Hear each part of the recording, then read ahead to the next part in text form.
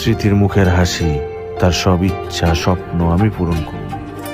বর্তমান সময়ে জনপ্রিয় রোমান্টিক জুটি ফারহান আহমেদ জুবান ও কেয়া পায়েল।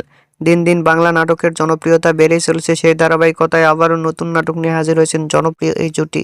নাটকটির নাম সুখের গল্প। এই নাটকটিতে অভিনয় করেছেন বর্তমান সময়ের আলোচিত অভিনেতা ফারহান আহমেদ জুবান ও আলোচিত অভিনেত্রী কেয়া পায়েল। এই নাটকটি রচনা ও পরিচালনা করেন মজুমদার শিমুল। নাটকটি খুব শীঘ্রই সুলতান এন্টারটেইনমেন্টের ইউটিউব চ্যানেলে প্রকাশিত হবে।